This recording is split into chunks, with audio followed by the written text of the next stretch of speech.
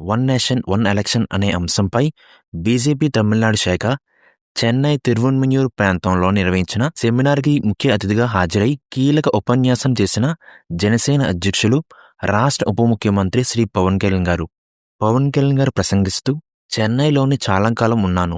తమిళనాడును వీడి 3 దశాబ్దాలు గడిచినా నన్ను ఈ గడ్డ వదలడం లేదు. నాపై ఈ తమిళ నేల ప్రభావం చాలా ఎక్కువ ఉంటుంది.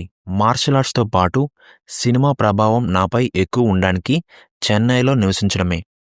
ఇది తిరువల్లూరు పుట్టిన భూమి, సిద్ధులు నడయాడిన నేల, మురుగన్ ఎలిసిన నేల, మహాకవి సుబ్రహ్మణ్య భరతయ్య పుట్టిన భూమి, వేలాది దేవాలయాలు కొలువైన పుణ్యభూమి, నాకు ఎంతో ఇష్టమైన ఎంజీఆర్ పెరిగిన, సేవలు అందించిన భూమి, వీరత్వానికి ప్రతీకైన జల్లికట్టుకు నెలవైన భూమి. ఈ భూమికి వీరవందనం చేస్తున్నాను. తమిళనాడు నాకు నేర్పిన పాఠాలు జీవితాంతం నాకు స్ఫూర్తిని కలిగిస్తాయి. ఒకే దేశం ఒక ఎన్నిక అనే అంశం మీద తమిళనాడులో ఒక విధమైన అబద్ధపు ప్రచారం సాగుతుంది. ఒకే దేశం ఒకే ఎన్నికలు కావాలని మాజీ ముఖ్యమంత్రి శ్రీ కరుణానిధి గారు గతంలో పట్టుబట్టారు.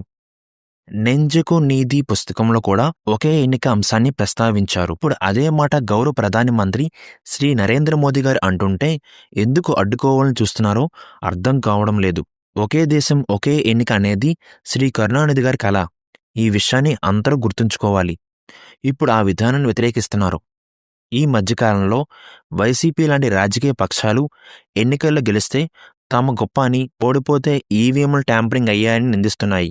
అలా సమన్వయానుకూలంగా ద్వంద్వ వైఖరిని ప్రదర్శించే వారే నేడు వన్ నేషన్ వన్ ఎలక్షన్ వ్యతిరేకిస్తున్నారు.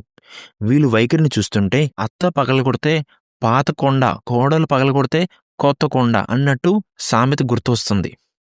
వన్ నేషన్ వన్ ఎలక్షన్ అనేది కొత్తగా తెరపైకి వచ్చిన అంశం కాదు. గతంలో కూడా భారత్లో ఈ విధానాన్ని అనుసరించాం.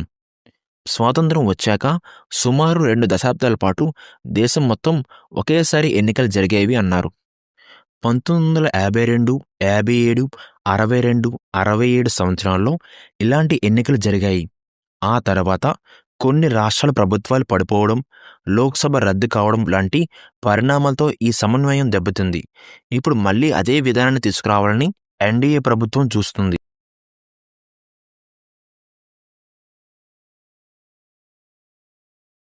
చిత్తూరు జిల్లాలోని కుప్పంలోని నూతన నివాసంలోని సోమవారం సాయంత్రం ప్రజలను కలుసుకున్నారు నారా లోకేష్ గారు.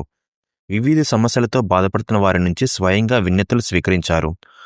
ఆయా విజ్ఞప్తులను పరిశీలించి సిబ్బంది తగిన ఆదేశాలు జారీ చేశారు. సమస్యలు త్వరగానే పరిష్కారం కోసం కృషి చేస్తానని బాధితులకు హామీ ఇచ్చారు. అనంతరం ప్రతి ఒక్కరితో కలిసి ఫోటోలు దిగారు.